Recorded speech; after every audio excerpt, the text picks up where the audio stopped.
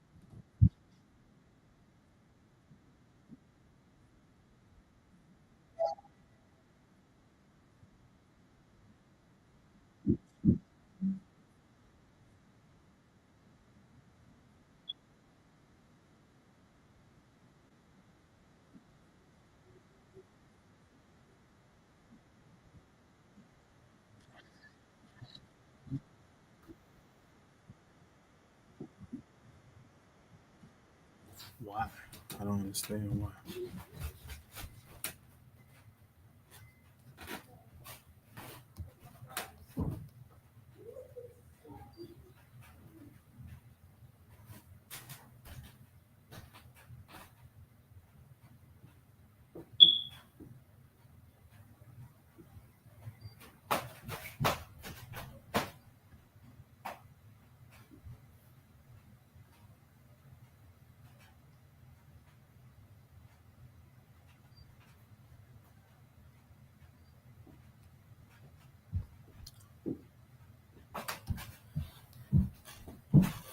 Shalom, y'all. Salaki, I tried to get y'all some music, but for whatever reason, I guess it wasn't working. Or maybe it was working. I'm not sure. Nah, I ain't hear no sound, brother. It might have been because you was off stage, though. I was off. I didn't get on. Yeah, I know. That's what I said. It might have Oh, been okay, because you okay. was off stage. Um, Let me try that one more time. You want me to get on stage? You I stay on definitely. stage and everything? Yeah, you can stay on. All right. All right.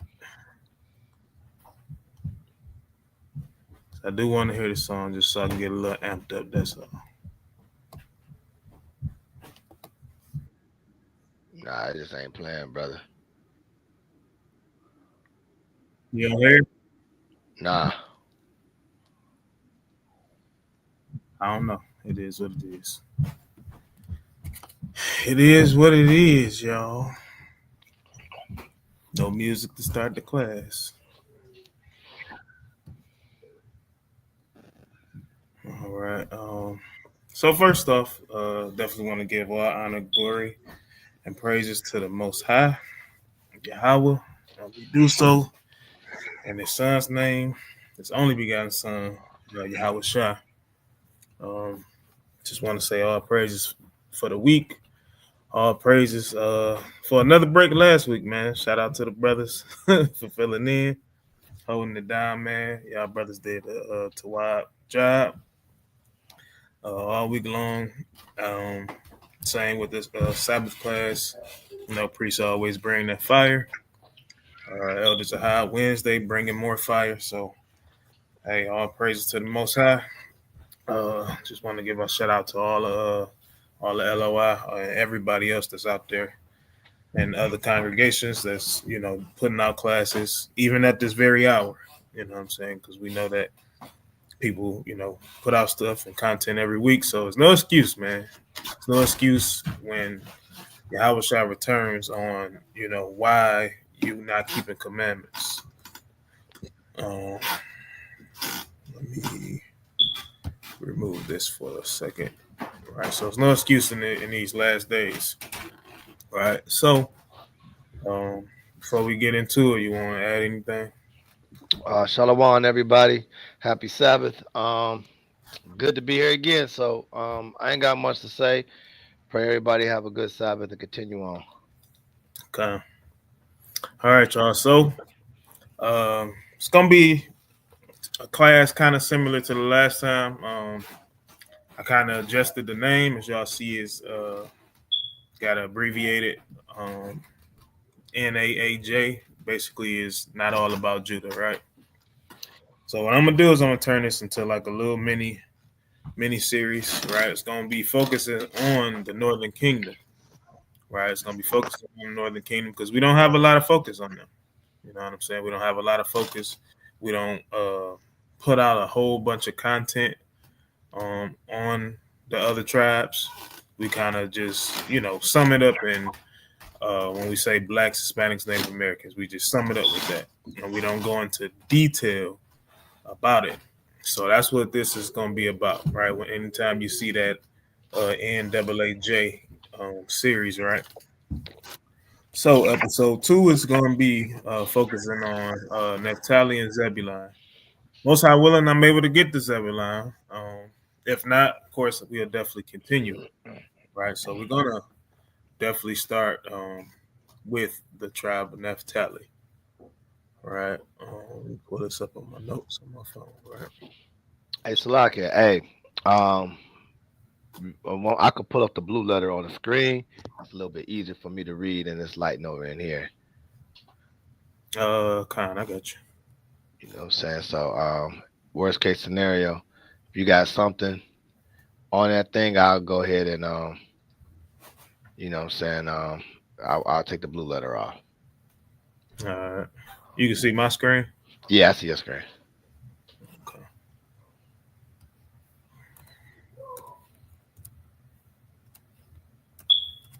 So let me go ahead and throw it up here.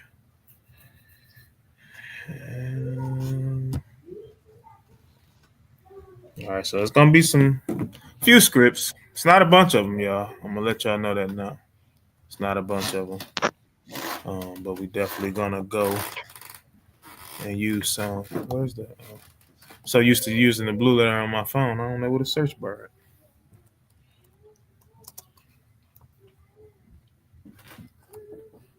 All right, so we definitely starting here.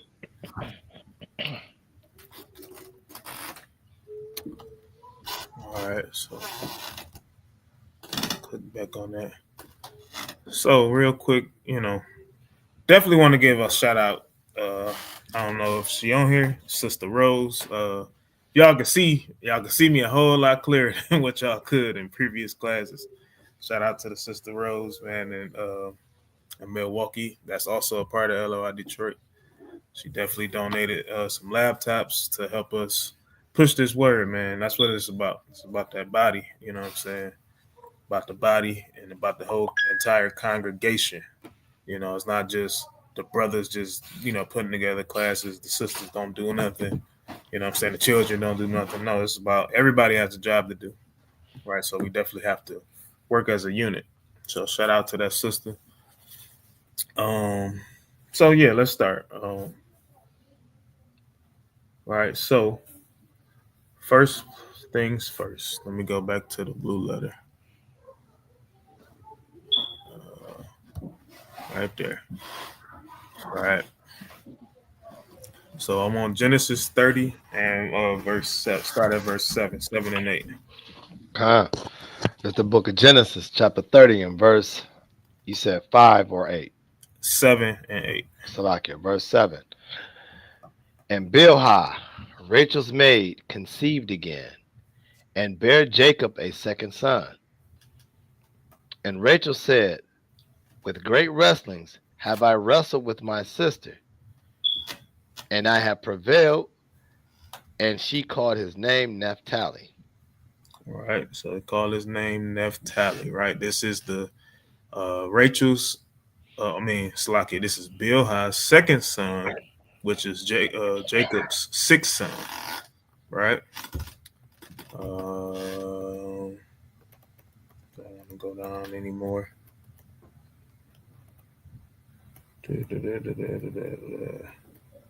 Right. Read verse 20. All right, verse 20. And Leah said, Yahweh hath endued me with a good dowry. Now will my husband dwell with me, because I have borne him 6 sons. And she called his name Zebulon. All right. So now Zebulon is born. Right. But at the moment, we're going to kind of focus on Naphtali. Right. So now let's get Genesis 49 here. Okay. I can go ahead and get on my book too. Also, when my eyes start looking weird and everything, I'll just get the screen and everything. Okay. You said 49 what? 14? 21. All right, come. This is the book of Genesis, chapter 49 and verse 21. Naphtali is a hind let loose. He giveth goodly words. All right. So Naphtali is a hind let loose. Right. So since I'm already on here, let's go ahead and look up what this hind is. Right. I know a lot of people know, but for those that don't know, right, let's look up hind. Right. And outline biblical usage shows that a hind is basically a deer, right? Which is what that particular tribe signet is. That symbolism of a deer, right? And it is a hind. Let me go back.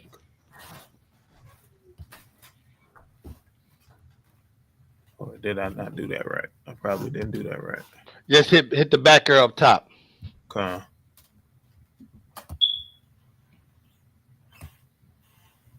All right.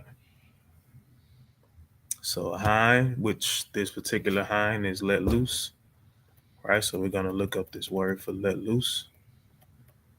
Right? It says to send away, to let go, to stretch out, to let loose. It basically means exactly what it says: to let loose, to set free. Right? So it is a hind set free. Naphtali is. Slovakia. So, read that again. Okay. This is the book of Genesis, chapter 49 and verse 21. Naphtali is a hind let loose. He giveth goodly words. And this particular hind, which is Naphtali that's let loose, he gives goodly words, right? This is the characteristics and things that shall befall them. As a matter of fact, let's go back up to that. So we can get that in verse 1. Go to verse 1. All right. This is the book of Genesis, chapter 49 and 1. And Jacob called unto his sons and said, Gather yourselves together, that I may tell you that which shall befall you in the last days. Right. So all of these things that he's getting ready to tell the 12 tribes, right, is the things that is going to befall them in the last days, right? Meaning, guess what?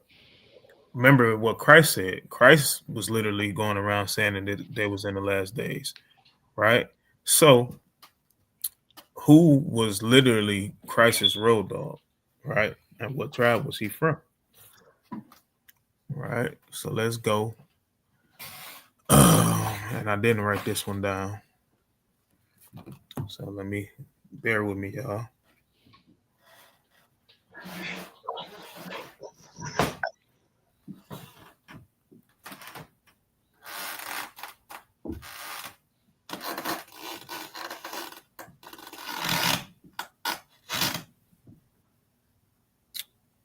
All right. Actually, let's go to Matthew. That's what we can do.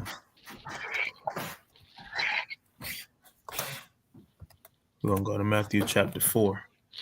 Right, but we know for a fact that Peter was Christ's road dog, right?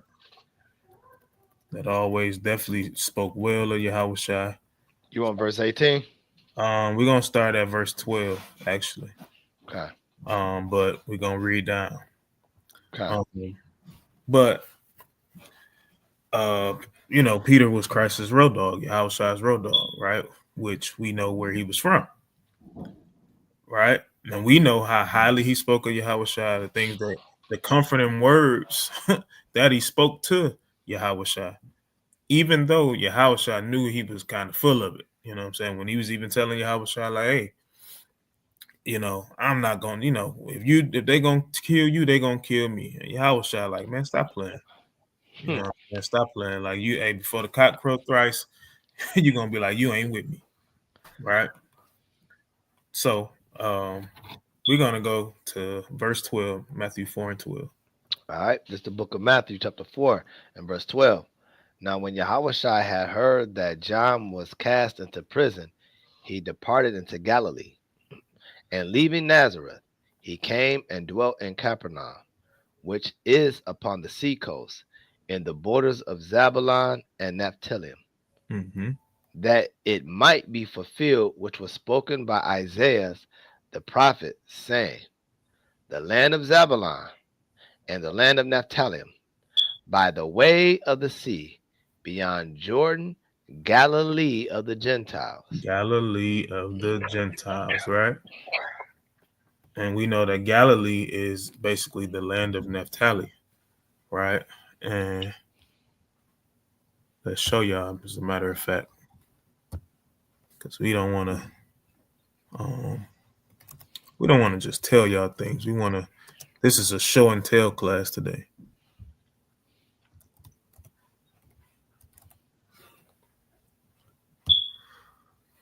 Right? I should have already had this pulled up because it'd be hard to find a good map on here.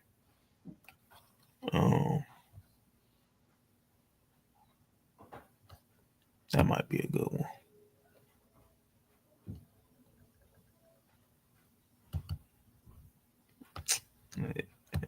It's not good enough to be big enough for y'all to see.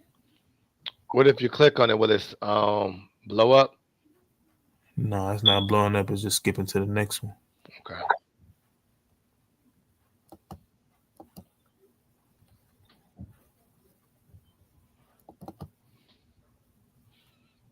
Let me see if I hit that like that. If that works. That's a little better. All right. Hit that square thing. That's let me see. No, it's just visual search. Okay, come.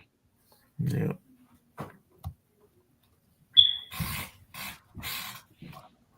All right, yeah, I'm gonna figure out how to work this computer real good. You know what I'm saying? I'm gonna figure out how to do it. All right, so as we can see, if y'all can see the screen, Naphtali right here. Right, this is Naphtali, and let me actually pull up one because we are in the New Testament, and notice that Zebulon is right here as well. Because remember, we're gonna go into Zebulon. Right. Let me see if I can grab another map that shows. Type in a full screen map of the 12 tribes of Israel. You know what I'm saying? It should give you a full size. Let's see.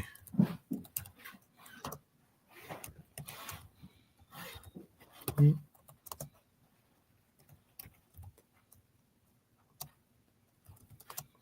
actually, let's see, because I want to go here.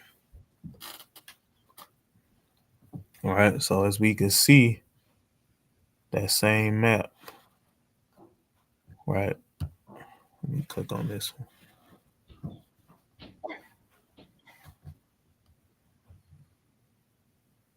Man, this should be a way to make this bigger, bro.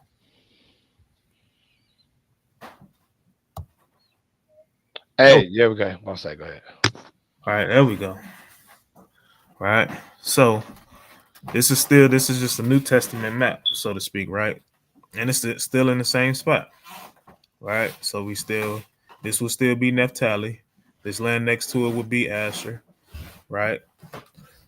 Right down in here is, even though it's not on this map, but right down in the middle, like in the midst of this land of Syria, which is Asher, you had that small little circle that was Zebulon, right?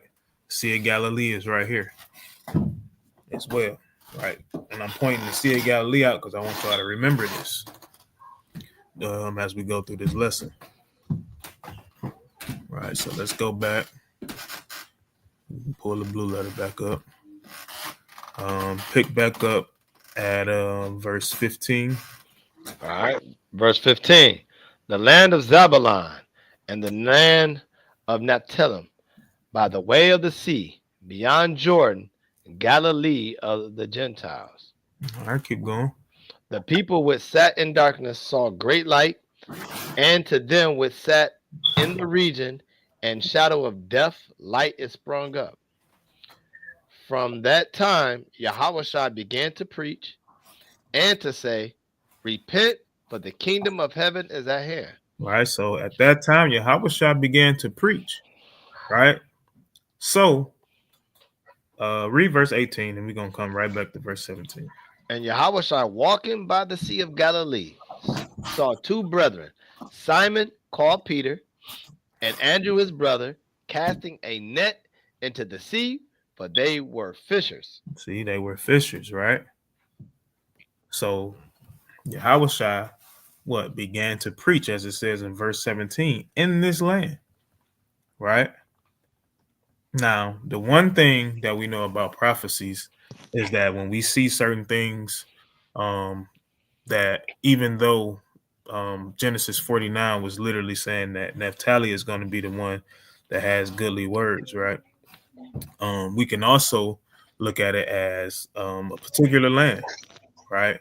What do I mean by that? Let me give you an example, right? Go to Amos. I'll give you an example of what I mean by that. I think it's Amos 4. All right, read verse 1 right there. All right. This is the book of Amos, chapter 4 and verse 1.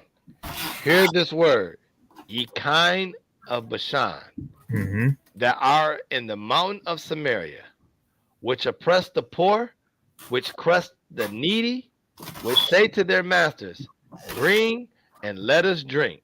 Right, so he will have to be talking to somebody, right? Because it says they say to their masters. But Bashan is a land, right? It's a land that also belongs to Manasseh, right? This is why it says that are in the mountain of Samaria. So when you see, a lot of the times, you may see it looks like a particular person, right? And it says that he shall speak goodly words. Now, I'm not sitting there saying that, Yahushua's from the tribe of Naphtali, and that was a prophecy about him. No, I'm not saying that. But what I'm saying is he was in that land. He was also speaking goodly words, right? Just as well as Peter does. Just as well as I'm sure the tribe of Naphtali actually does. They speak well, right? They speak well. So let's go back to Genesis 49. Actually, no, I don't want to go to Genesis 49. I want to go to Judges 5. Okay. What verse? 18. All right. This is the book of Judges, chapter 5 and verse 18. Zebulon and Naphtali were a people that jeoparded their lives unto the death in the high place of the field. See that? So read that one more time because I didn't have it on the screen. Okay, come. All right. Zebulon and Naphtali were a people that jeoparded their lives unto the death in the high places of the field. All right, so they were people that knew how to fight, right? They don't have that deer by them for nothing, right? A deer is actually a swift animal, right? It's a peaceful animal. It don't bother you until you bother it, right? But they still fought with their brethren, right? They were men of war, as it literally shows us. I'm not going to go to it, but it shows us that in the book of 1 Corinthians, chapter 12, I believe, right? It shows you what they can do, what they specialized in war, right? So they weren't no punks just because they could speak well, right? And they are a peaceful people. They weren't no punks, right? So now let's go to Deuteronomy 33.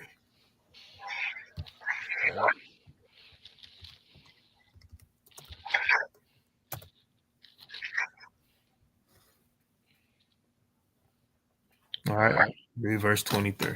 This is the book of Deuteronomy, chapter 33 and verse 23. Also, like I'm in the wrong one. Verse 23. And of Naphtali he said, O Naphtali, satisfied with favor, and full with the blessing of the Lord, possess thou the west and the south. All right, so it says, possess thou the west and the south, right? So now let me get back to, I want to go back to this map. Let me see if I can pull that other map and make it back up, make it big like that.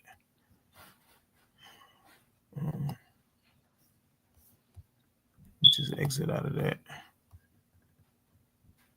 And let's see.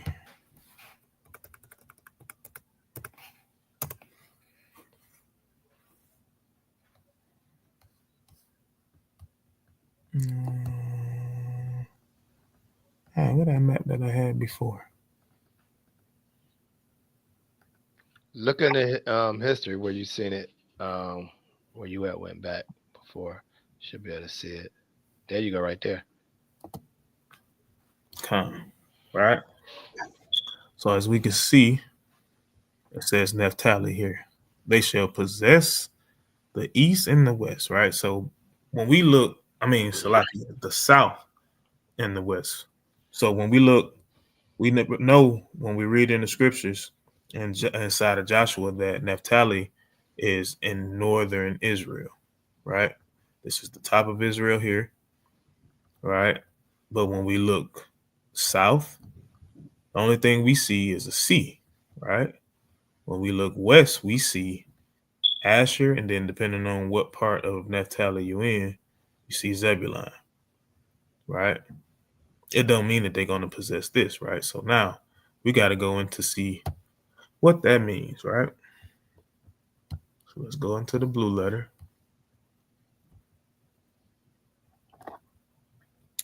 And we're going to go to the west, right? And just so Elder Karab don't kill me, I'm going to let blue letter pronounce this. You should have just did it. Right? Yom, right? So let's see what that word for yom is, right? Outline biblical usage literally means sea, right? It could be Mediterranean Sea, Red Sea, Dead Sea, Sea of Galilee, which we seen that they possess that, right? Seaward west at the end, you see this down here, right? So it's just saying that they was going to possess the sea, right? But the one thing that I don't want to do is just ignore what we see in the English, right? I don't want to just ignore that. Reason being because I feel like, not that I feel like the scriptures say that he's going to give us a language and have the Bible in a language that we would understand. So we understand English, right? So we know, let's see.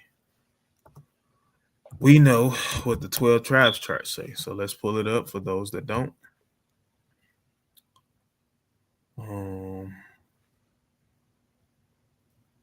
I'll get this one. Get a simple one. Right.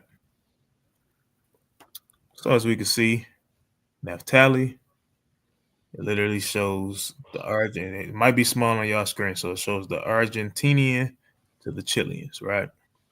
And just so we don't have to pull this back up, we see the Zebulon is uh, Guatemalans to the Panamanians, right? So I don't have to pull that back up. Now what I'm going to do is, let me close that tablet because I'm starting not to be able to see these no more. So now what I'm going to do is I'm going to pull up a map of South America, right?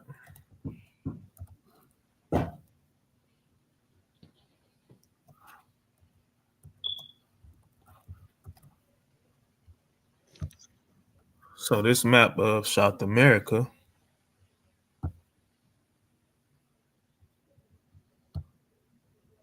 literally shows Argentina being in the south part of this country, right? And Chile being in the west part. Now, it doesn't always have to mean literally, right? It could just mean that they're by a lot of water, right? Most High own this. Don't nobody own this. So this is literally a sin. It is what it is when it comes down to. So let's go back. Leave that one up.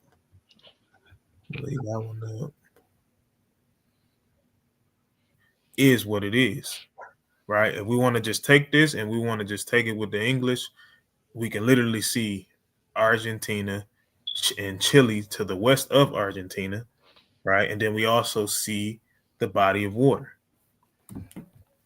All right. So now I want to get into the people of Argentina. Right. So where is this thing at? Right here. So this is a book. All right. We're going to go into a video. So we're not just talking y'all to death. Right. So this is the book called The Afro-Argentines of Buenos Aires. Right. It is written by George Reed Andrews. Didn't do much research on him, so I'm not going to call him a brother. I don't know if he's a brother or not. Right. But let me see. It was a little tab on this left-hand side to make me go to the pages quick, but now it's not there. So I'm going to scroll down. Here's another map again, just so anybody can see it. Argentina, Chile, right, with the Pacific Ocean and the Atlantic Ocean on each side. Right. So what we're going to see, some of these things that we're going to read, we're going to see in the video as well. Right. So they literally tried to say that the so-called Afro-Argentines just disappeared. Right. So this is the riddle of the disappearance. Right. So we can start right at the top of this page. I can see it a little bit. If I get too much, I'll just let you know. All right. Let me see if I can do that. Is that better? Nah, that's smaller. See if you can go to the right side and hit the zoom, because you can zoom in. Like hit the escape. And then you should be something on the very right corner that you can look up where the to the top to the right. You should have some dots on there or whatever. You see like some dots on the corner? Yeah, setting. Yeah. Like when you hit those 3 dots on the corner, you should be able to hit zoom and everything in there. Huh. Is that 100% now? Go bring it up a little bit more. 120 or something. All right, that should be good right there. I got 150 for you, brother. Okay, that's fine. Oh yeah, that's perfect. Yeah, 125 would have been something else. All right, yeah, so this is perfect. All right. So it says Negroes in Buenos Aires no hay. There are no blacks in Buenos Aires. So the natives of the city, the Portinos, tell their visitors, and so it appears, one can roam through the crowded downtown districts for blocks without seeing a single black man or woman. I wonder why, right? Because we know for a fact that they redlined us out here in our inner cities in North America, right? So, I mean, it's not rocket scientists that they did the same thing in South America as well, right? But go ahead. Indeed, a traveler arriving in Buenos Aires after passing through other countries in Latin America cannot help but be struck by the European appearance of the population in this corner of the continent. Though the city's ethnic composition appears to be altering somewhat as the result of a stream of migration from Paraguay, Bolivia, and the Argentine interior, areas in which Indians and mestizos form a larger proportion Proportion. of the ethnic mix, the capital's population retains a decidedly European tone. Right, and that's due to race mixing, right? Like it says, ethnic mix, right? But that's not the only reason why they're not there. Because our people in North America, right, in the States, it's heavy mixing here, right? But you still see a lot of us walking around, right? Even when you go to the so-called suburbs, you'll see a lot of people, but certain suburbs you won't, right? A lot of what people know as sundown towns, you're not gonna see no black people out there. You know what I'm saying? That's what this is literally saying that Buenos Aires looks like, right? Go ahead. One would be forced to concur with his port. What is it? I can't really see it. Portino. Portino. Okay, Portino host. There are no blacks in Buenos Aires. But if he were to remain in Buenos Aires for an extended stay, the traveler or tourist would become gradually aware that his blanket statement is not entirely true. That indeed there are some blacks in Buenos Aires. Though he might see no more than one or two per week in the central areas of the city, he might be chance stumble on the Afro-Argentine neighborhoods in the outlying areas of Barracas, Flores, and Floresta. See that? So again, he's it's literally saying outlying areas. They redlined us, right? That's just what it is. They redlined us. They tried to hide, right? Because they want to hide the children of Israel, right? Let's get we're gonna hold it. We're gonna come right back to it. Let's get Psalms 83.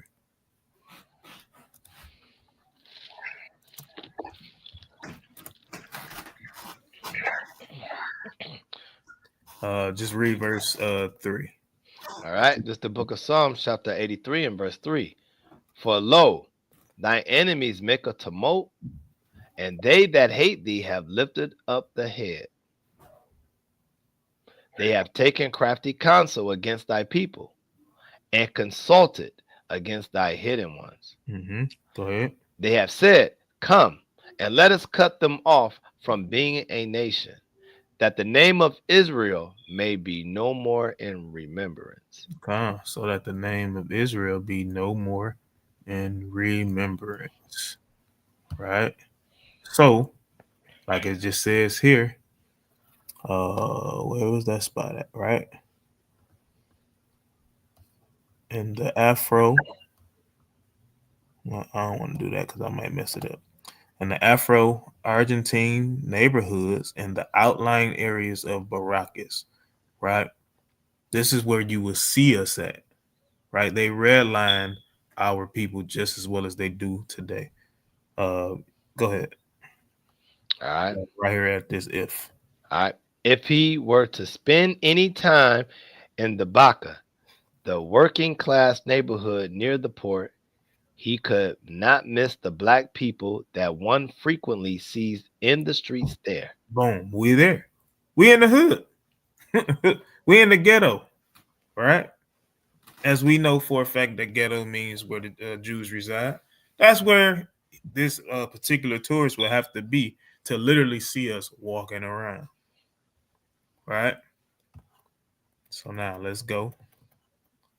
Go ahead, because I didn't notice that it did that. Oh, you can go ahead.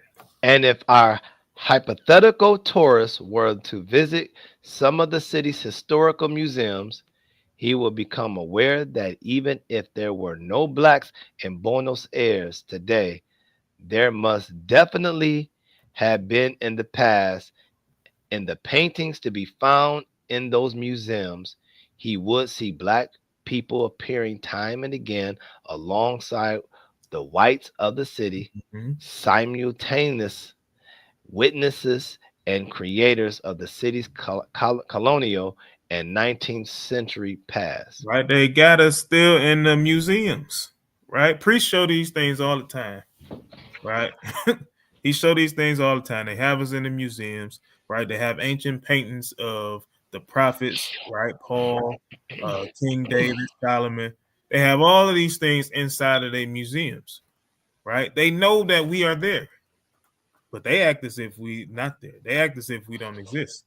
They change our names to right uh to African Americans, and in this sense to Argentinians, right, to Chileans, right. They change our names, so of course we don't know that we are literally the same people, right. But if we would understand that, just like they do us in America, call us niggas and redline us and do all of these things unto us, they do it to them as well,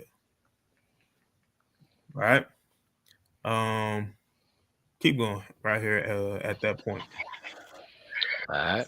At that point, one would be tempted to ask why there are now so few blacks in Buenos Aires. They were obviously there in the past in sizable numbers. What happened to them? Where did they go? Two of the best known English language histories of Argentina pose precisely that question. All right, so now let's jump down because this is they just mentioned in another book here, right? And you can also this is a free PDF. If you have interest in reading it, you can definitely go do it. So let's jump down here, right here where this my cursor at. All right. You won't. I can't see the date. It just says the process. Oh, Salaki, I'm Salaki. My bad. The process of vanishing was a rather abrupt one, not really starting to take effect until the 1850s. The 1778 census of the city showed that black people constituted 30% of the population, 7,256 out of 24,363. Mm-hmm. The 1810 census indicated that the percentage of blacks in the city remained constant in the intervening 32 years. Right, it was constant for about 3 decades. Right, go ahead. In 1810, Afro Argentines numbered 9,615 out of a total population of 32,558. Right, so literally this number grew about 8,000 more people. Right, but you only have out of 8,000 more people from the previous number listed, you only have a little over 2,000 that would be quote unquote considered Afro Argentines. Right. So let's keep reading. By 1838, the black population had grown to 13,967, though in relative terms it accounted for only a quarter of the city's total. But by 1887, during the intervening half century, no municipal census recorded information on race. The process of disappearance was well advanced. By that year, the Afro Argentines had dropped to a mere 8,005 out of a total population of 433,375, less than 2%. Which is crazy. Right. Now, you know for a fact that we didn't go nowhere. Right. Now, I'm not saying that they didn't, ship them off because it's islands. When you look at a world map, you'll see all of these different islands, right? You'll see, forgot the exact name. I think it's called the Falkland Island, right? That's right up underneath Argentina, right? And you literally have I think Argentina and Britain is literally fighting over that island. I want to show y'all real quick. Um, I think it's yeah. I want to show y'all.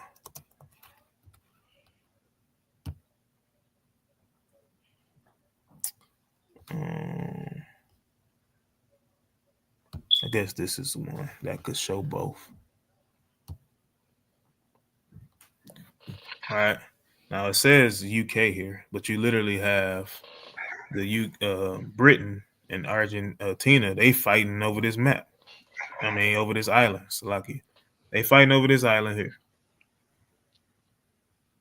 Right. So one would surmise that again, because if the 12 tribes would travel over to the Americas to keep commandments in the land that they know not, when you literally have all of these in their case, you have the conquistadors, the Spanish people coming in, trying to take over, doing any and everything to our people, right? One would surmise that we did venture up to this island.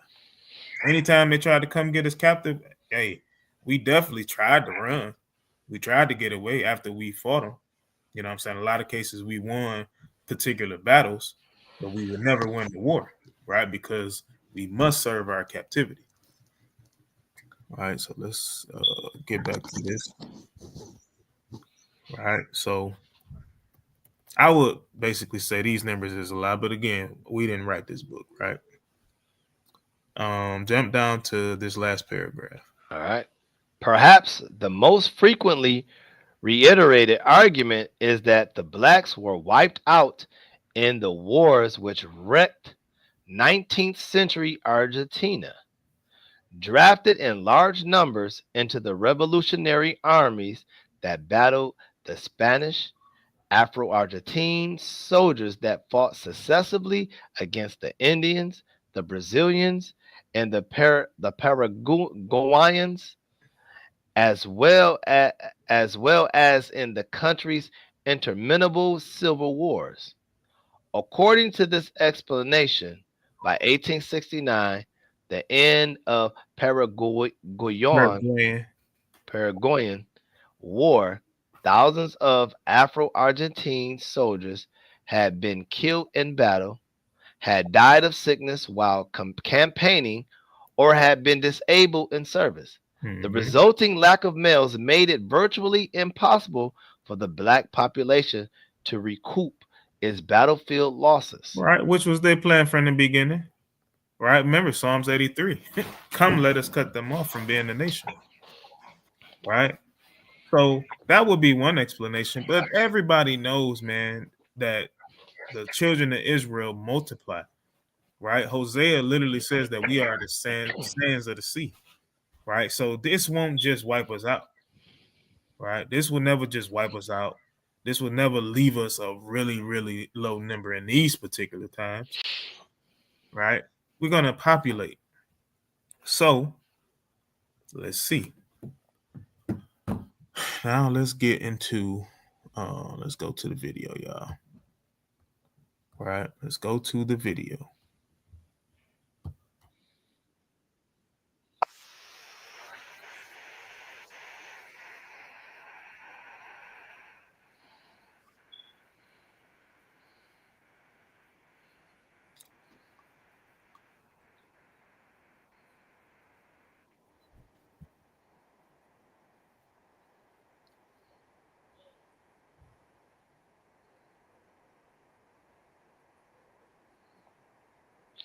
Hey, the video, you don't hear anything, brother. It's no sound. Look on your keyboard and see if the volume all the way up or something like that, or you know what I'm saying, yeah, because we don't hear anything, bro. It is. Let me go. Let me start it over. We still should have heard something, even if it was on 72. Something going on with the sound. Salaki, why don't you go on the bottom of the screen on the right and My computer is different from yours, but I'm trying to. All right, hold on. I can see your computer on the screen. Go to there. Yeah, right there. Hit right click that. Yeah. Yeah, your sound is on there. Hit the setting. Go to the settings. Where that little cog gear, that little cog gear on the bottom right there. Yep, on the bottom right. Click that, and it should go down some. Like scroll down, because we don't hear no sound at all, bro. That's crazy. Yeah, it should have been somewhere. Yeah, keep going, keep going. What you could, hey, matter of fact, this is what you could do. Click on that sound, just hit the left click. You got a mouse, or you just got the computer mouse thing? You got No, a just the okay, computer. Just the computer. okay, you got the little pad thing. What you could do, I could pull it up and it should be able to play sound on my end. So let me look it up what you got on YouTube, and I can play it for you. Okay, yeah, I figured this out at a different time. What is it? Afro Argentina's Yep. documentary. All right, give me a minute. Let me pull it up. I got you. All right, let me stop sharing my screen. Afro. What is it called? Afro Argentina's. Or actually, let me see something. Let me see. Yeah, you can keep looking at. And what's the last one? Afro Argentina's documentary, or what was it? Hidden. Just put Hidden Black. Okay, Hidden Blacks. Okay. Yeah, I'm not sure why it's I don't know why that's doing that. I think okay, I got it. I got it. So let me share my screen then. I got you, bro. Don't worry about it. Okay. All right. So let me um, share mine.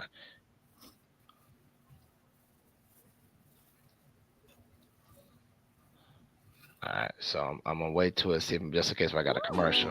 I'm gonna wait to the commercial, then I'm gonna share it. Argentina. All right. So I got it. Tell me if this is the one you was looking for. Is That's this it. right? That's it. Okay. Con. All right. Hold on, Salakia.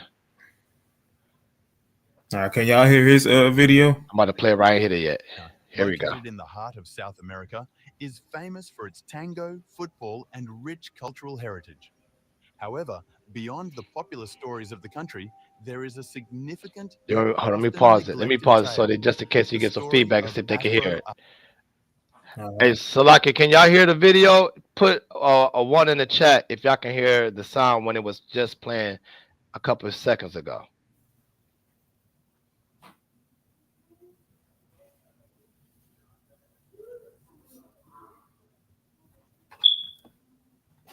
Con. All right. So yep, they can hear it. All right, here we go. Let me turn it up a little bit more. All right, here we go. Let me start it over to the top. Argentina, located in the heart of South America, is famous for its tango, football, and rich cultural heritage. However, beyond the popular stories of the country, there is a significant yet often neglected tale, the story of Afro-Argentines. Have you ever wondered why there are no black players in the Argentine football national team? Have you been curious about why there are no Afro-Argentine politicians on TV? They once constituted a significant portion of the nation's population, but their numbers and stories have dwindled. What led to this decline, and how do their contributions resonate in contemporary Argentina? Join us as we explore the Afro-Argentine community throughout history, uncovering their challenges, accomplishments, and lasting impact on the nation. Afro-Argentines are individuals of African descent who were brought to Argentina as slaves during the 18th century.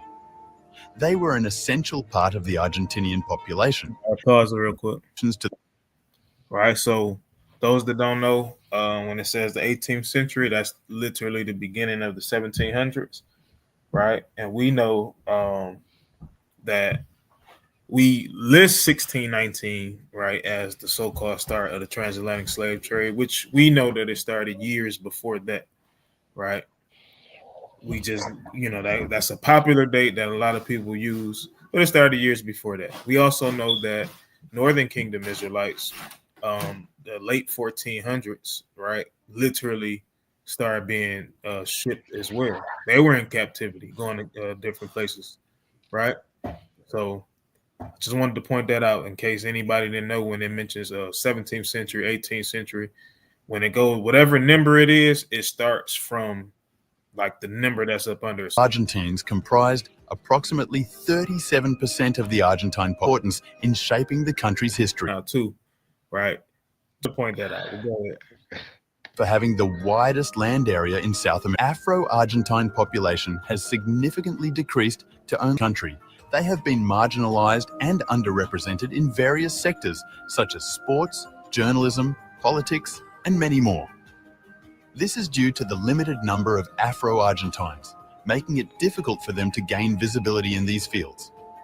In this video, we will provide a comprehensive overview of the history of Afro-Argentines, the factors that led to their reduction, and their current situation in the country.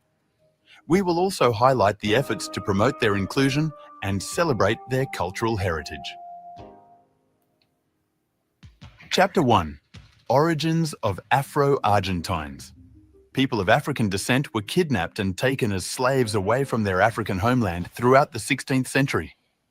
They were chained up from the wrists and feet all through. There were people from the Cape Verde Islands, like going to the west coast shores of Africa, gathering us together.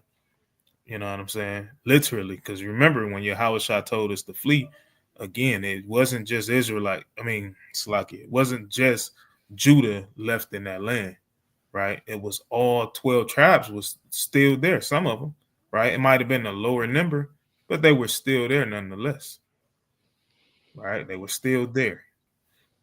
So you got to think, they shipping back and forth, back and forth, back and forth. So how is it that it's not no so-called Afro-Argentines in the land?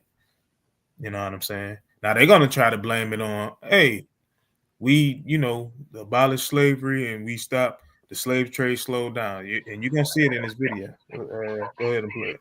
15% of these slaves died as they were being transported across the Atlantic. In addition to this, a great number of people perished in the first phases of their captivity. At the same time, they were being taken across the interior of Africa.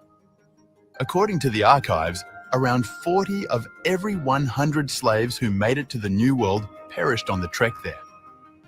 The majority of these African people were transported to the city of Buenos Aires, which is the capital of Argentina. At that time, the slave trade accounted for most of the city's economic activity.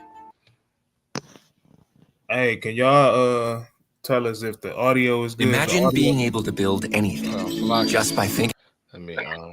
Yeah, let us know if the audio is good. Is the audio choppy? Is it going in and out, in and out? I know my wife told me it was going in and out.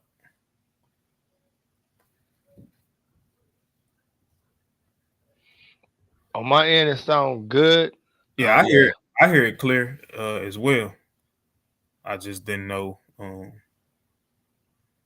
It said la. Okay, so no, it's good. It's good. I'm not sure.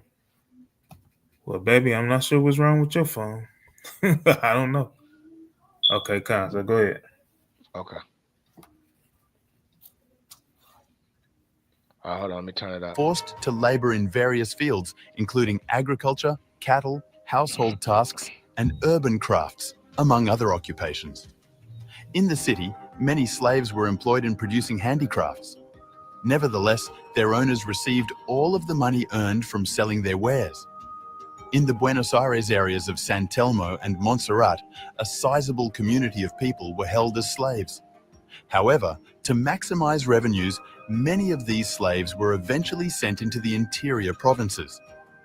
Because of the profitable nature of this trade, the slave business became a dominating industry in Buenos Aires, accounting for around 70% of all trading operations.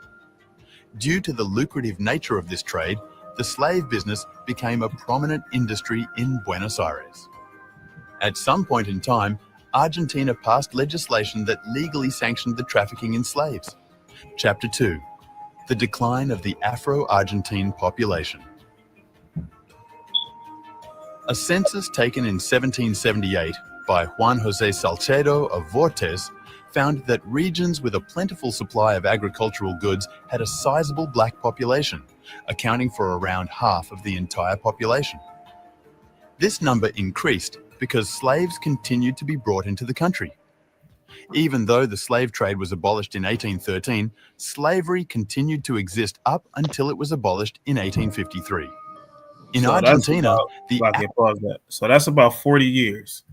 So they say it's supposed to be abolished in 1810 or 1813, they mentioned, right? Didn't get abolished fully until 1850 something, which we know even then people were still in captivity, right? And we talking about the hard bondage, right? We ain't talking about the mental slavery that we're in now. But you literally, that's 40 years of continued slavery. So for it to even be a decline, that's even crazy, right? For them to even try to calculate a decline because slavery was still going, right? So they're trying to attribute it to the lack of slaves. We almost to that point. Go ahead. Afro-Argentine culture has a long and illustrious history that can be traced back to the Atlantic slave trade.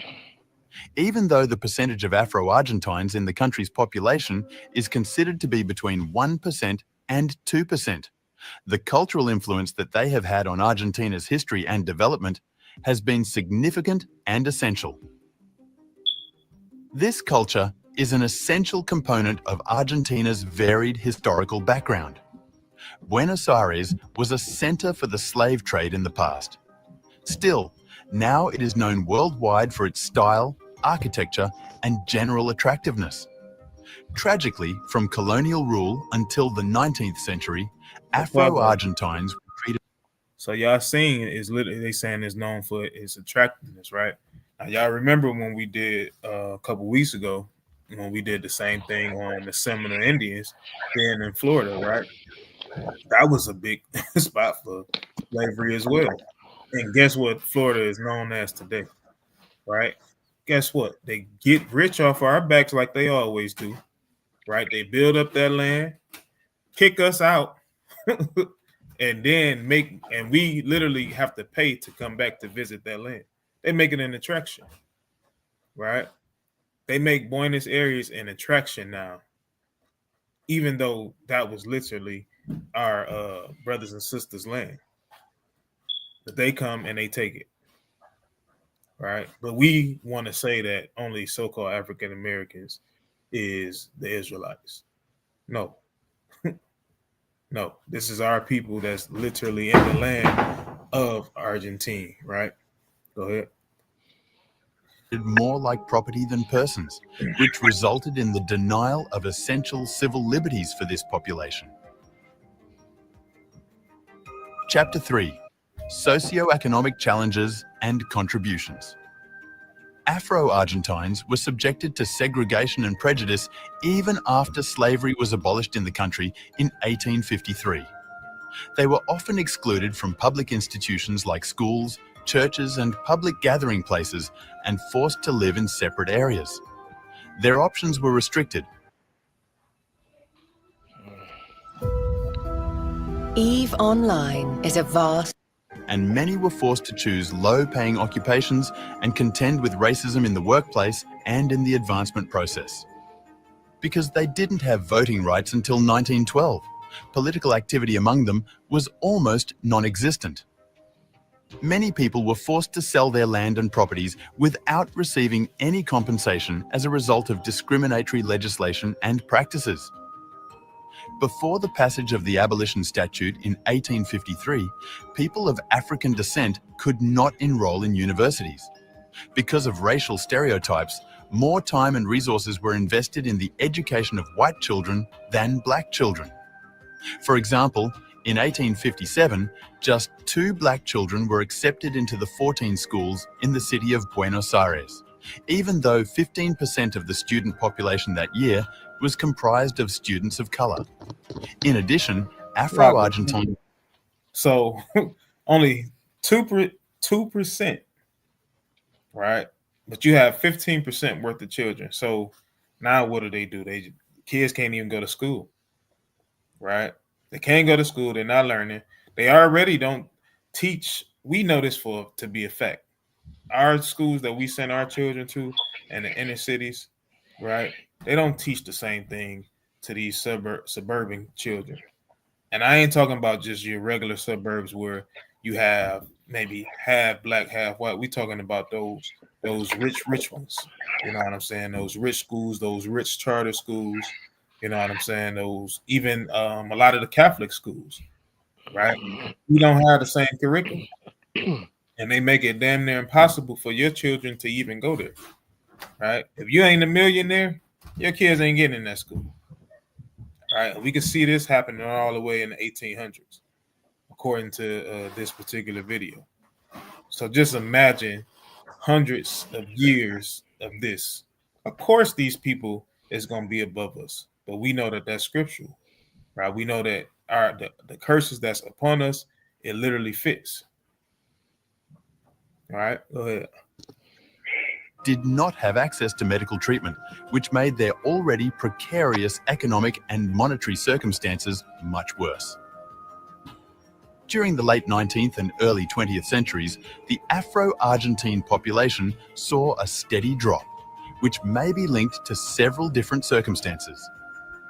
The abolition of the slave trade in 1813 was a significant contributing element. Because there was no legitimate way to bring in more African slaves, the increase of the Afro-Argentine population was naturally restricted. See that? So now they trying to blame it because they couldn't have slaves. Y'all niggas disappearing. Man, you got it. This is a lie, right? This is a whole lie. You know within yourself how it is in your own communities, right?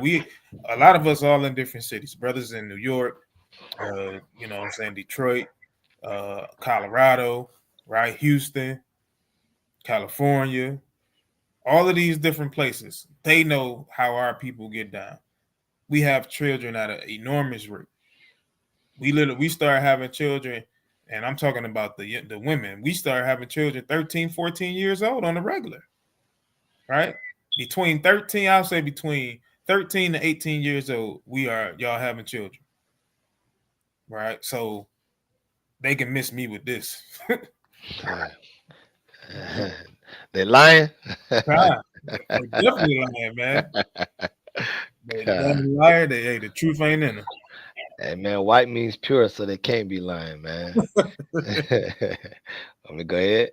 Okay. All right. Chapter 4. The Resurgence of Afro-Argentine Identity. Their participation in Argentina's battle for independence led to a further decrease in the country's Afro-Argentine population, which was already small. In 1810, Argentina began its long and ultimately successful fight for independence, which was finally won in 1816. Black males, many of whom were slaves, were forced to fight on the front lines after being recruited to do so. As a consequence, there was a substantial death toll among black men. Their involvement was essential in gaining Argentina's independence, yet it was also abused to decrease the number of people of African descent in the country. The courageous actions that Maria Remedios del Valle took with her family in several conflicts won her the title of Mother of the Nation during this period. Okay, so pause. Nope. Let it play. Okay. Because we're going to go. Personalities from this era. We're going to go into this sister, right? We literally going to go into her. We're going to read some things about her. And we're gonna find out exactly who she was, right? And as you can see, again, I know that some of these pictures are AI. You know what I'm saying? Because this sister didn't look anything like this. Didn't look nothing like it. Even when you Google it, right? Yeah. Didn't look nothing like this, right? Go ahead. All right. Oops, Salakia, my bad. Include. She suffered the heartbreaking loss of her husband and son during the war, and she passed away in 1847, living in abject poverty. So why use Grammarly over ChatGPT? Well, Grammarly offers expert writing suggestions. Jacinto Ventura de Molina, an additional notable character, was born into slavery in Buenos Aires in 1773. He was a participant in the... Right. And I meant to look that guy up too to see who he was, but I didn't. So let's see. You want me to close my screen, or Um, you want me to pull it up? no, you can close it. You no longer want this video? Yeah, you can leave the video up. Just Okay, yeah. stop sharing it. Con. Okay. So let me share mine. I got so many things up here. Let me delete all these. And maybe I could see my tabs.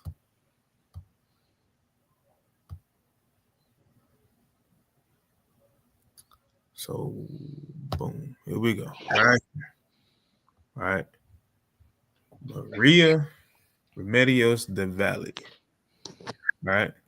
So as we can see this picture here, right? Or depiction, right? Of her being a soldier in the war. Right. We can see how dark she probably was, even from that. Right. See, she was born and raised, and passed away in Buenos Aires. Right. I'm gonna come back up to this enslaved.com because it goes into deep detail. But as we can see, look at all of these depictions and what they showed on the video. This is the only thing that I seen on the video. They wasn't even talking about her just yet, but this did flash on that video.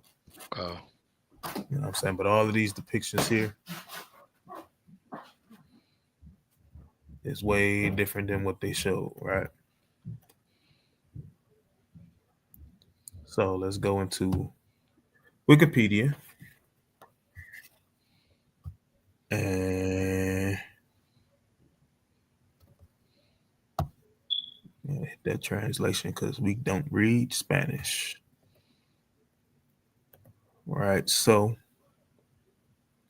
as we had heard in the video, she earned the style, Salakia, of captain as the mother of the homeland.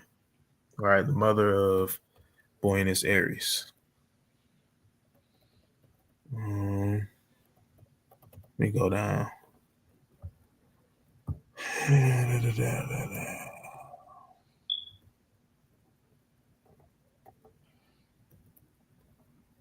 So let's start here, right? It says when the revolution of May 25th, 1810 took place and the first auxiliary expedition of Upper Peru was organized, forming what would be called later the Army of the North. On July 6, 1810, Maria Remedios del Valle joined the march of the 6th Flying Artillery Company of the Artillery Regiment of the Homeland under the command of Captain Bernardo Joking. And I'm not even about to attempt that last name. Anzatwegwe, right? Accompanying her husband and her 2 sons who would not survive the campaign, right? It says, go back up. It says, let me see. Yeah, highlight that. So it says, Maria Remedios de Valle continued to serve as an auxiliary during the successful advance of Upper Peru and the defeat of Huaquai and in the retreat that followed. On the eve of the Battle of Tucumán, he presented himself to General Manuel Belgrano to ask him to allow him to attend the wounded in the front lines of combat. Belgrano, reluctant for reasons of discipline to the presence of women among his troops, refused her permission. But when the fight began, Del Valle arrived at the front, encouraging and assisting soldiers who began to call her the mother of the homeland. After the decisive victory, Belgrano named her captain of his army. Right, so she was helping. Right, she was helping, healing the soldiers that got wounded in the battle. Right, on the front lines. Right, on the front lines, helping. Right. So it continues to read. Let me highlight this down here. Continues to read. After winning the Battle of Salta, Belgrano was defeated at Vilca Pugio and had to retreat. On November 14th, 1813, the Patriot troops again faced the Royalists in the Battle of Ayohuma and were again defeated. And then it says Maria fought, was shot, and taken prisoner. From the prison camp, he helped several Patriot officers to escape as an exemplary, let me move this thing, exemplary measure. She was subjected to 9 days of public flogging that will leave her scars for life. Right, so 9 days this woman was being tortured. All right, she was being tortured. Right, it says he was able to escape and rejoin the Argentine army, where he continued to follow the forces of Martin Miguel de Gumes and Juan Antonio Alvarez, taking up arms and helping the wounded in the field hospitals. Right. So it says, after the war and already old, Del Valle returned to the city of Buenos Aires, where she found herself reduced to begging. Right. So she basically it didn't mention that she was homeless, but I'm just going to go out on a limb and say she was homeless. Right. After doing all of this, being kidnapped and tortured. I know that Wikipedia didn't say it, but when we get deep into it, it literally states that she was being tortured. So after being tortured for 9 days, right, and when they finally come back from the war and actually, win, she reduced to begging. You know what I'm saying? Which is what they do to all of our so-called American soldiers today, right? It says, according to the writer, historian, and jurisconsult from Salta, who rescued her from oblivion. Well, his name is Carlos, right? Who rescued her from oblivion, that she lived in a ranch in the area of Quintes, right? So I guess she did have somewhere to live, right? On the outskirts of the city, and frequented the atriums of the churches of San Francisco, Santo Domingo, San Ignacio, as well as Plaza de la Victory, right? Now, Plaza de Mayo offering cakes and fried cakes, or begging, which together with the leftovers he received from the convents allow him to survive. She called herself the captain and used to show the scars on her arms and relate that she had received them in the War of Independence, only getting those who heard her to think that she was crazy or senile. So they say she's showing all of these battle wounds and scars, and they literally say, "Hey, this woman is crazy. Get her out of here." Right? And she literally having to show this in order to just get the thing, basically these leftovers, things that nobody wants. Right? Things that nobody wants. So it continues to say, not satisfied with her fate, on October 23rd, 1826, she began a process of requesting that she be paid 6,000 pesos to end her tired life in compensation for her services to the country and for the loss of her husband and children. The maximum salary in the country that was that of governor, which was, I'm just going to say, about 8,000 pesos per year. The file signed in his name by a certain Manuel Rico, to which he adds in support of certification, Salagia, of services dated January 17th, 1827, signed by Colonel Hipólito Videla. Right, so I'm not gonna read what he signed. Just gonna go scroll down and go to what happened. Right. Cause I'm gonna tell y'all these some damn devils, man. Okay. Let me see, where is it at? They just talking about how she was begging in that part.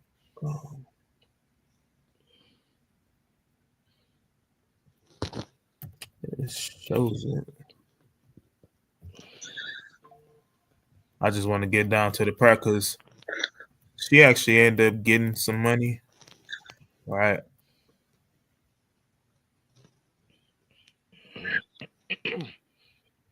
Are you talking about the second paragraph?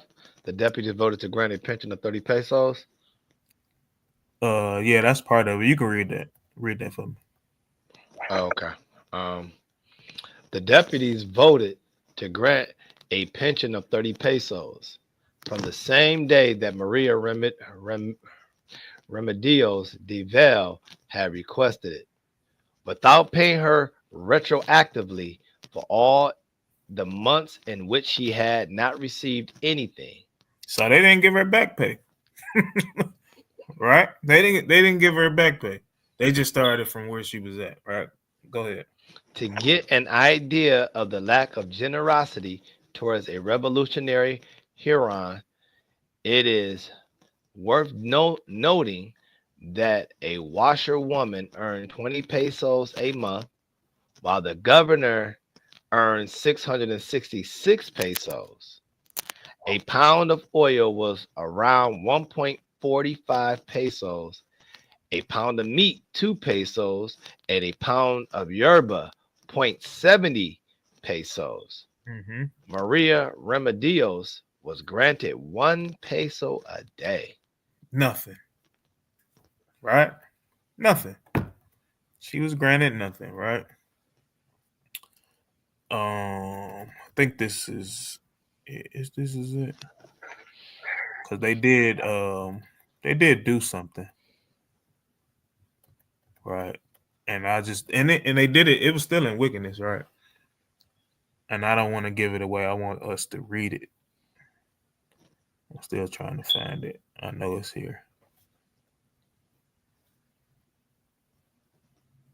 This last paragraph. Read this. All right. On November 8th, 2022, in commemoration of the National Day of Afro-Argentines and Afro culture, a monument in his image was installed in the Plazoleta Castillo in the Buenos Aires neighborhood of Constitution. The monument was designed by sculptor Alex So like Mint. that's not it. Okay. The one above it. Okay. In 2022, she was included together with Manuel Belgrano in a proposal for the new 500 Argentine peso banknote. This banknote was later canceled, although its design was rescued and placed in the design of the 10,000 peso banknote, which came into circulation on May 7, 2024. May 7, 2024, right? Now, for all of what this woman had to go through, what she had to deal with in the war, right? She literally had to be put on a peso bill with her so-called general, right? Her general was killed, and she still was being tortured, right? And then when she came back from the war, she still couldn't get nothing. Got granted 1 peso a day, right? And then they call themselves, like they always do, like they even do us now with so-called Martin Luther King Day. They turn into a quote-unquote national holiday, which we know that's full of BS. They just giving themselves another day off, right? But she paced on this 10,000 peso, right? So now let's get that peso. Let's just look and see what that peso looks like.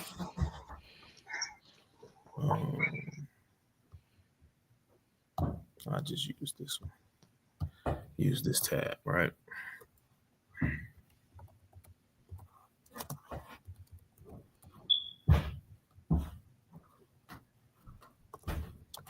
put Bill. And go to images.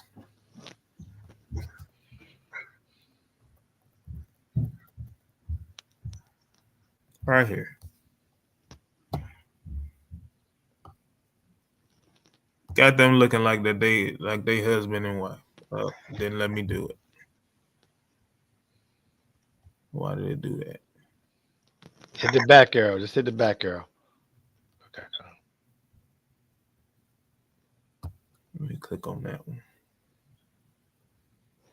Hit view image. Yeah, that's why I had hit the other time, and they went to that. I went to that. Okay, Con. Yeah.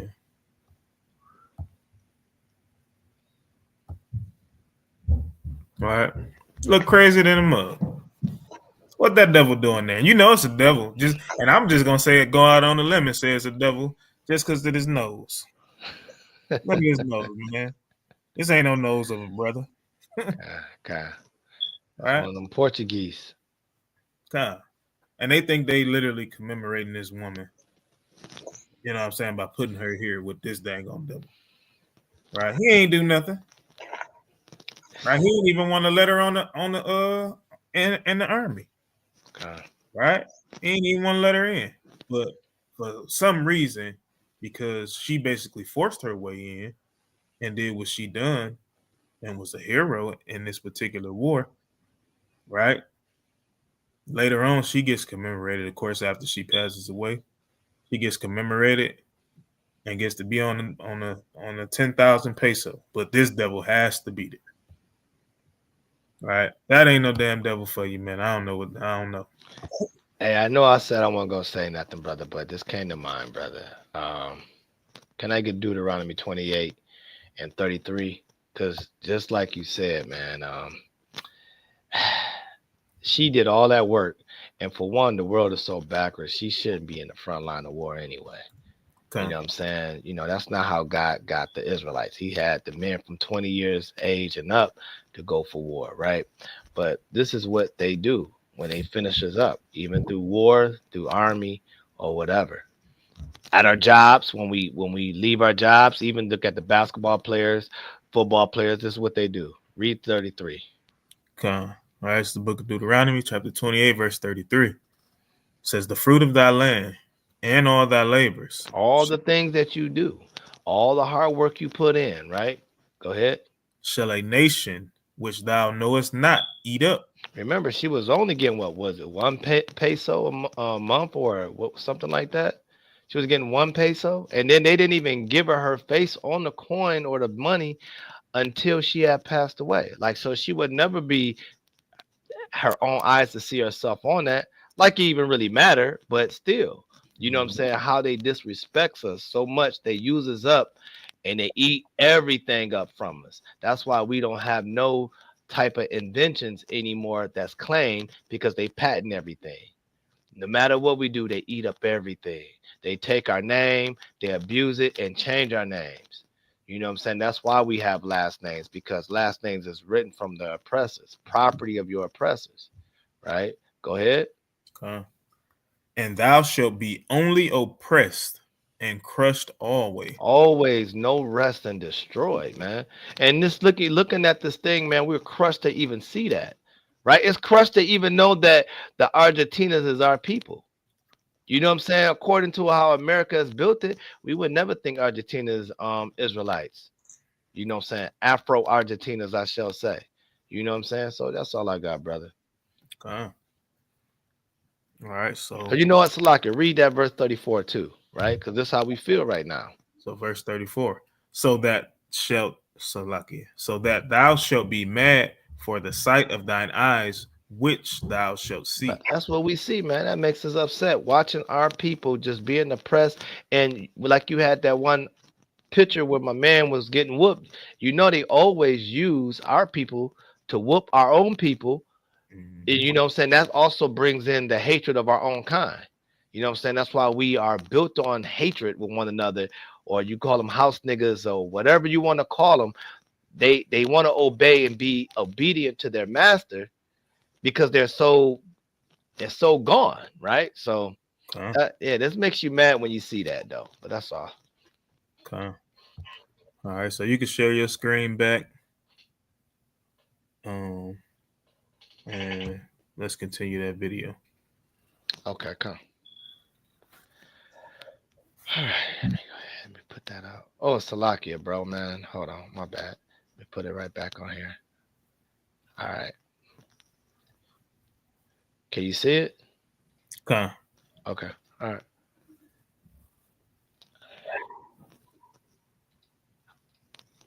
The Wars of Independence, and in 1813, he was wounded at the Battle of Salta. He passed away not long after that. Late in the 19th century and early in the 20th century, the government of Argentina aggressively supported European immigration, which led to a rise in the percentage of the white population. The goal of creating a whiter country was eventually accomplished as more Europeans made Argentina their home.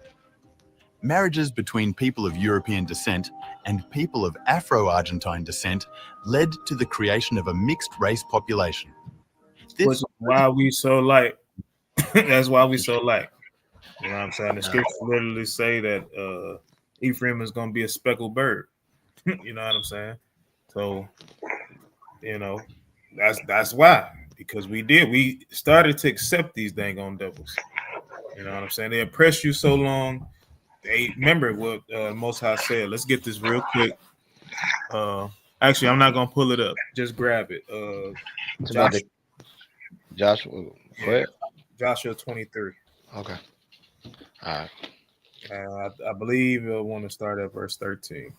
Okay. All right. This is the book of Joshua, chapter 23, and verse 13. Know for a certainty that the Lord your Yahweh will no more drive. Salak, let me read that right. Know for a certainty that the Lord your God will no more drive out any of these nations from before you, but they shall be snares and traps unto you, and scourges in your sides, and thorns in your eyes, until you perish from off this good land which the Lord your God have given you.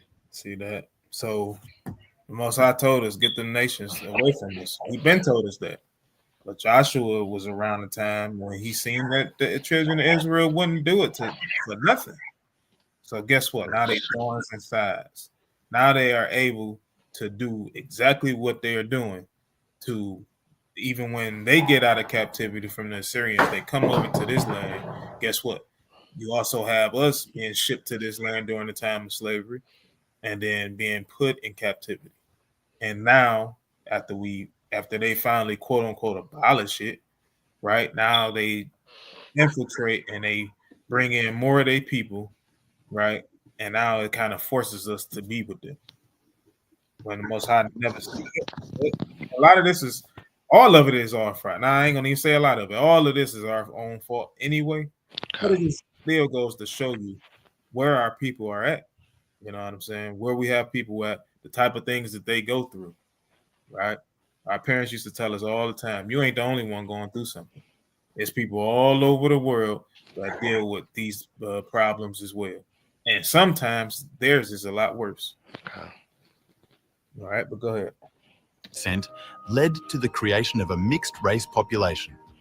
This further contributed to the dilution of the black skin tone. This inflow of European immigrants raised the competitiveness in the labour market, which put formerly enslaved people and their descendants in a difficult economic position owing to the increased level of competition and racial prejudice and discrimination. The Afro-Argentine community was dealt yet another blow when it was hit with several health issues. Afro-Argentines suffered a disproportionately high death toll during the cholera and yellow fever outbreaks in 1864 and 1871, respectively. See that? They were more. So, I don't think we can share our screen at the same time. No, we can't. I can exit out of mine, pull yours up. Yeah, don't exit out. I got it. I'm gonna just remove it and just leave it there. Right. So watch this, y'all.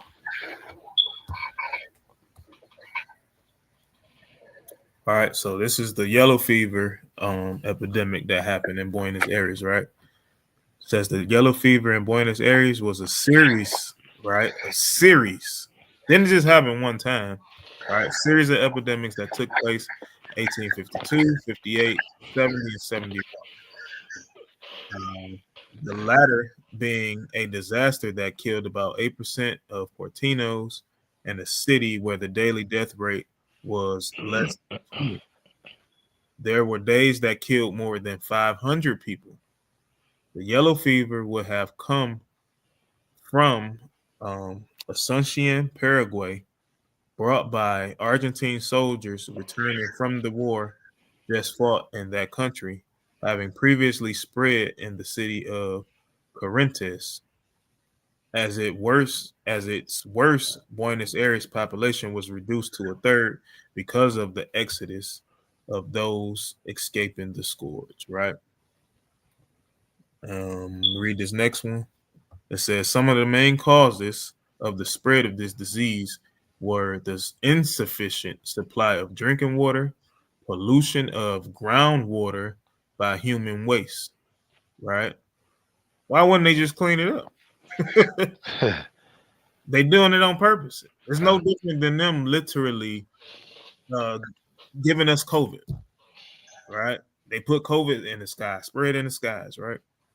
It says the warm and humid climate in the summer, the overcrowding suffered by the black people, and since 1871, the overcrowding of the European immigrants who entered the country incessantly and without sanitary measures.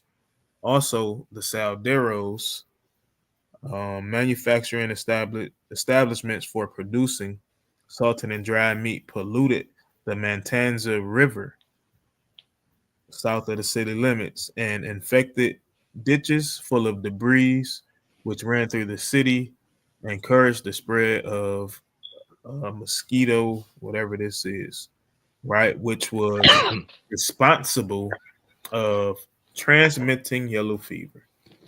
Right. So, I mean, in short, they put that in the land, right? Because it could have easily been cleaned up, right? They have cleanup crews, man. So let me remove that. I'm gonna put yours back up, and then you can go ahead. More likely to get these illnesses because many lived in impoverished settings, which restricted their access to critical services such as clean water and sanitation. Afro-Argentines were subjected to ongoing discrimination and social isolation, which put their health and well-being at risk during times of public emergency. Without access to modern medical care, many people turned to alternative treatments, such as home cures and traditional medicines. Regrettably, these treatments were often ineffective against serious conditions, leading to unacceptable deaths. See that? Remember Within what the Chris said, don't wait till it's too late, because the herbs ain't gonna work. You know what I'm saying? So, but again, this is a different situation. It's just them literally trying to control the population. They were trying to wipe us out. Even after we helped win the war, they still wanted to try to wipe the rest of us out. All right, but go ahead. Argentine population, the number of black women outnumbers the number of black males as a result of the combination of war deaths and illness outbreaks, which led to the skewed gender balance. This demographic imbalance led to an increase in marriages between people of different races.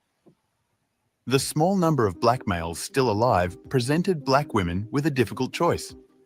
They could marry an Argentinian guy or compete for the few remaining black men from Africa. Many people went with the first option. And that causes division between black men and black women. That causes hatred between black men and black women. You're literally trying to control who you mate with, right? Again, I mentioned Psalms 83. They tried to wipe us out, man. But the Most High is so amazing. They can't do it no matter what they try. They can go to drastic measures like these. They can't wipe out the children of Israel. All right, well, go ahead. We almost done with this video. Not just because it was the sole viable option, but also because doing so helped them negotiate societal biases and improve their social position. By marrying into the popular society at the time, these women wanted to better their lives and the lives of their children and gain more rights. What's wrong with these burger buns? They taste perfectly delicious, but due to a production mishap, their bottoms are slightly curved. Chapter 5. Modern-day Afro-Argentines and their legacy. The offspring of these unions were sometimes referred to as non-whites, which is a phrase that reflects the unwillingness of the Argentine authorities to accept the country's multiracial population. If one were to analyse Argentina's population in the present day, it would be clear that the non-whites group has surpassed both the solely black and white populations. The Afro-Argentine community underwent a process of whitening due to the prevalence of interracial marriages. Because of this mixing, not only did their physical qualities become less distinct, but so did their cultural awareness. The harsh truth is that around 90% of today's population of Argentina considers themselves to be white. There is a communal amnesia concerning the nation's consider, right? Asking family. The key word is considered. Don't mean that they are. It just means that you had years on top of years, right? This is like 1800s. So we have a couple hundred years in between then and now. You know what I'm saying? So it's literally going to be people that literally look like they're white. That's why they say consider, right? It's going to be people that look like that. But guess what? They're still going to be your people.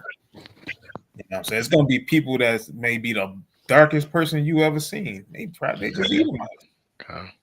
You know what I'm saying? So this is when people try to tell us this is about color, this is not about color. Right? This is about nationality. This is about your history. This is about what you go through, what your people been through. That's what this is about.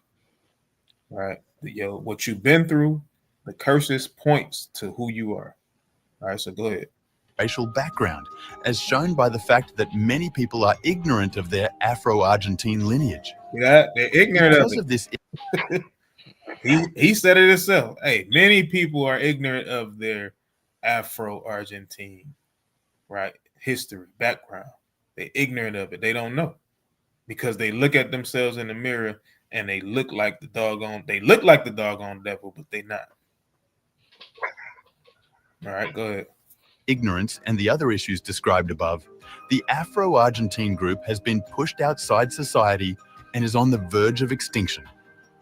At the present day, they account for around 1% or less of the overall population. Regrettably, their tremendous historical and cultural contributions to Argentina remain unappreciated and unacknowledged by the country's government and public. It is troubling that there is so pervasive ignorance on the history of black people in Argentina. Their narratives and experiences went lost in the annals of history as the Afro-Argentine population shrank over the years. On the other hand, Afro-Argentines have been working hard to recover their histories and tell their stories ever since the growth of black communities in the 20th century. The revitalization of interest in Argentina's African heritage has led to the formation of several black groups, such as Grupo Cultural Afro, SOS Racismo, and most notably, the Africa Viva group, which was created by... All right, that's pretty much the end of it. I know it got 3 minutes left, but he ain't talking about much, right? All right, so that's kind of it, right, on Naphtali. There's some more information, definitely within that book, the Afro-Argentine in Buenos Aires, right? There's more in that book that I'm not gonna bring out. Got about 10, 15 minutes, so within that time frame, I want to go back to the scriptures. Oops, Salakia. I want to go back to the scriptures real quick and just give y'all a little bit on Zebulon. Zebulon will be the next one that we go into. So we're gonna go back to first one I want to go back to is Matthew, right? Because it's very important that we realize Yahushua started his ministry in these two lanes. All right, read verse 13. All right, this is the book of Matthew, chapter 4, and verse 13. And leaving Nazareth, he came and dwelt at Capernaum, which is upon the seacoast in the borders of Zebulon and Naphtali, that it might be fulfilled, which was spoken by Isaiah the prophet, saying, the land of Zebulon and the land of Naphtali, by the way of the sea, beyond Jordan, Galilee of the Gentiles. All right, go to straight to 17. From the time Yahushua began to preach and to say, repent, for the kingdom of heaven is at hand. All right, so this is literally the first land Yahushua started to preach at, right? So now let's go back to Genesis 49.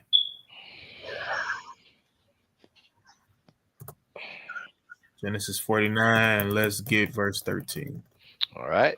It's the book of Genesis, chapter 49, and verse 13. Zebulon shall dwell at the haven of the sea, and he shall be for an haven of ships, and his border shall be unto Zidon. His border shall be unto Zidon, right? I want y'all to remember that. Now we're going to go to Deuteronomy, right? I don't want verse 23, but I'm using that to get there, right? Borders of Zidon. Remember that key thing, right? And go ahead and read this. This is the book of Deuteronomy, chapter 33, and verse 18. And of Zebulon he said, rejoice, Zebulon, in thy going out, and Issachar in thy tents. Read the next one. They shall call the people unto the mountain. There they shall offer sacrifices of righteousness, for they shall suck of the abundance of the seas and of treasures hid in the sand. Right. So now, let's see, right? Because as a matter of fact, before we even do that, let me go back up to verse 1. And let's see, because this is what Moses was doing, right? Go ahead, read that. Verse 1. And this is the blessing wherewith Moses, the man of Yahweh, blessed the children of Israel before his death. All right, read verse 4. Moses commanded us a law, even the inheritance of the congregation of Jacob. And he was... That was it. Okay. All right, so Moses was giving out the blessing to the congregation, the children of Israel, giving out inheritance, right? And even furthering even the prophecy that they received from Jacob, right?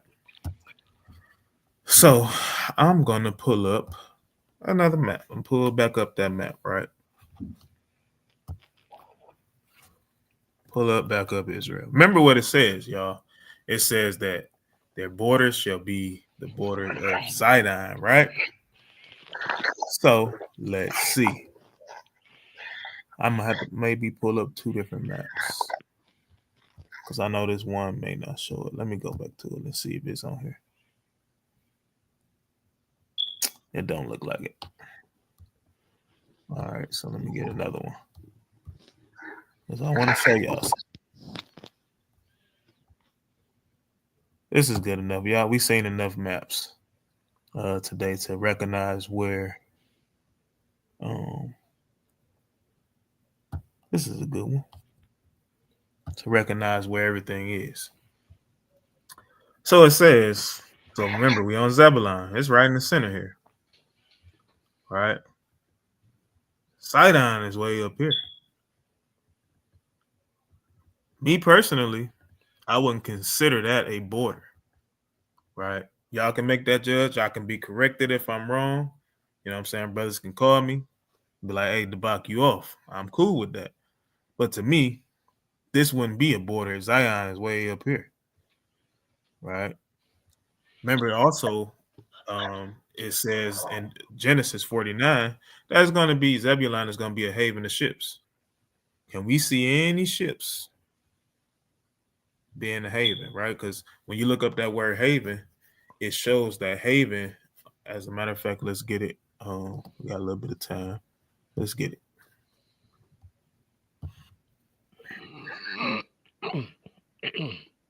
This is where we're gonna pick back up at. Yeah.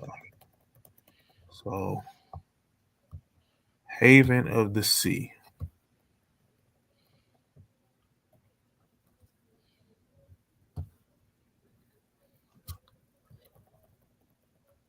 It just means seashore, coast, or shore, right? So now we say that I'm gonna have to go back to pull up some more maps. We used, and we're going off the 12 tribes chart, y'all. So we used Zebulon, or say that Zebulon is from Guatemala to I can keep messing up that word, Panama, right? So let's see.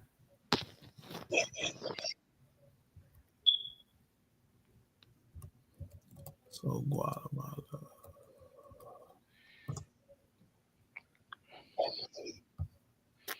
I should have put Hey, real talk. If they were the havens of the sea, that means that they knew they were comfortable on that sea. You know what I'm saying? They knew exactly where to go, and it was like their safety net, really. okay. Because I know it just say sea and course and sea and coast and all that, but they understood that sea. Okay. So I'm gonna use this one, right?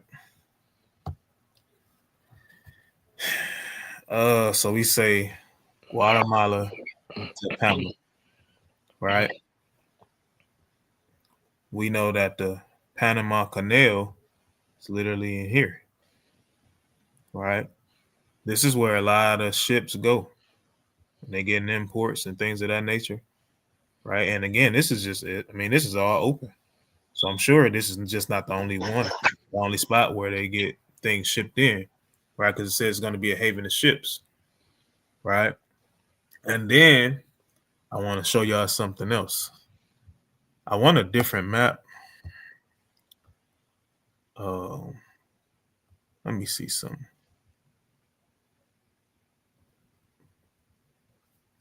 Let me see something because I want to show y'all something. Because remember what I said, right? The boy, why are you not closing? All right, you acting crazy. It said it's going to be the borders of Zidon, right?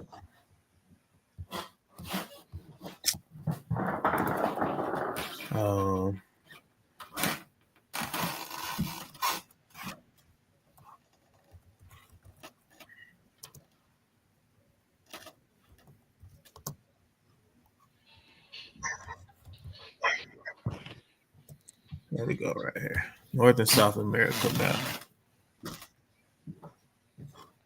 I want better images than this. This is still good enough. This is good enough right here. Right? Because we seen that Guatemala. Ooh, I made it bigger. Right? Guatemala is here. Right? Down to Panama. We know that the Panama Canal is here where the haven of ships go. But what we have here, we have Colombia, right? Who and what tribe do we say the Colombians are? Right? Let me pull it back up for y'all. Let me pull out the 12 tribes chart for y'all so we can see.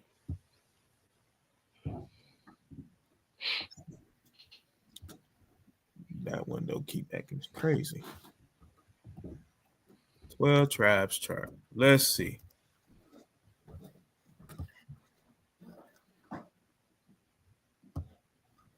Let's see who they are. All right, right here. The tribe of Asher. Right? Literally, who is right next to Asher when we look at the 12 tribes map?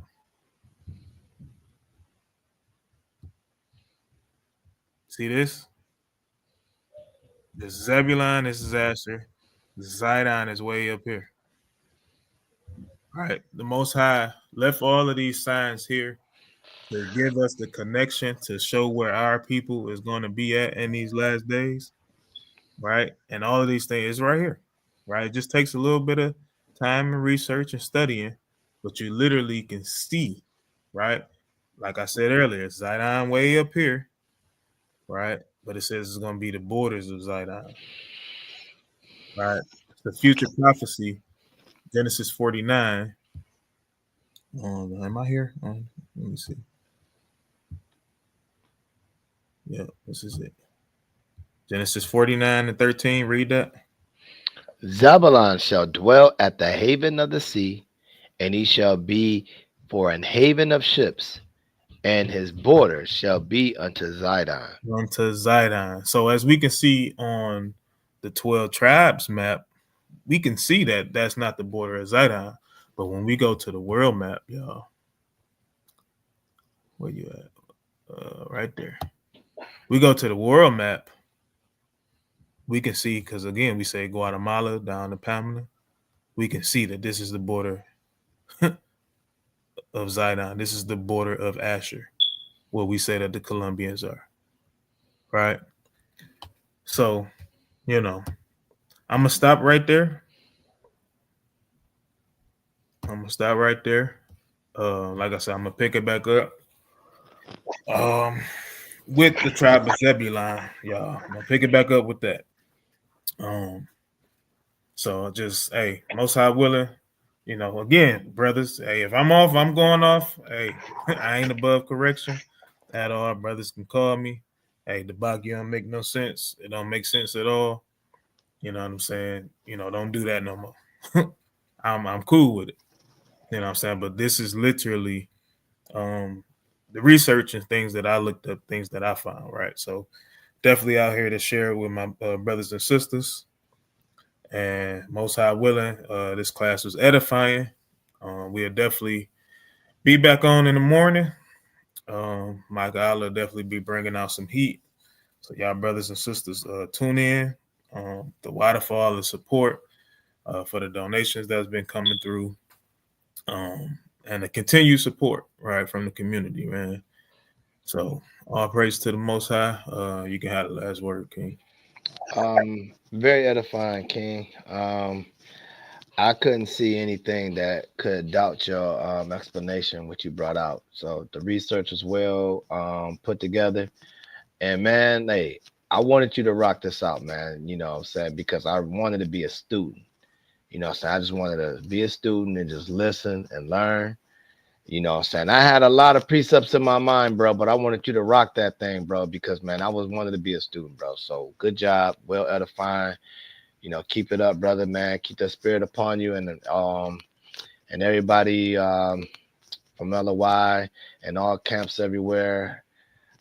Thanks for listening and tuning in. We truly do appreciate you. Tomorrow morning, Priest has allowed me to do a class tomorrow for birthday. Hope you become edifying. That's all I can say. And all praise to the Most High. Shalom, brothers and sisters. All right. Shalom, man. Y'all enjoy y'all Shabbat. Hey, Kwam Yasharala. Shalom. Shalom.